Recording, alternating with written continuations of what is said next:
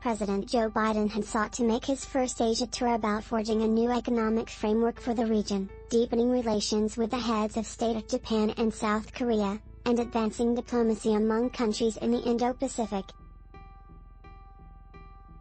But one off-script comment derailed those goals. On Monday at a news conference in Tokyo, Biden was asked by a journalist, "Are you willing to get involved militarily to defend Taiwan if it comes to that?" "Yes," said Biden. "That's the commitment we made." Biden's remark might be a big deal.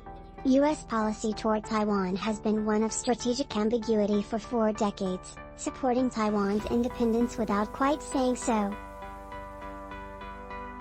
As part of the One China policy, the U.S. does not recognize the democratic island nation of Taiwan, but maintains a robust unofficial relationship with it, according to the State Department.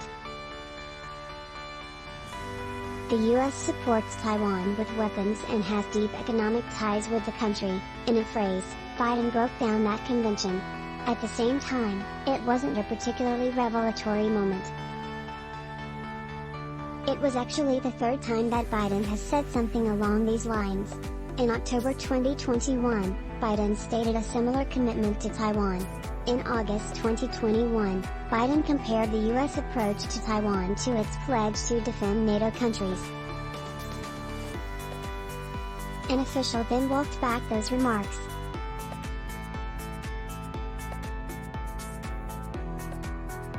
All of those comments reveal a lot about Biden's tendency for undisciplined, off-the-cuff responses. Another example is his remark in late March that Russian President Vladimir Putin cannot remain in power, but don't necessarily represent major policy shifts. Today, once again, the White House quickly disavowed Biden's statement. As the president said, "Our policy has not changed," a White House official said. Before his takeoff to Asia, Biden's team didn't want to concede that the trip was really all about responding to China's global influence. Now, Biden has said, in as many words, that the trip is really all about countering China.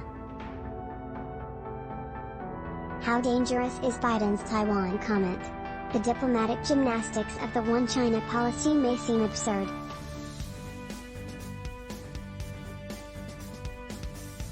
The US doesn't officially recognize the country of Taiwan, and yet it sells the country lots of weapons to defend itself, under the 1979 Taiwan Relations Act. But Asia experts say that the One China policy remains the best approach to East Asia.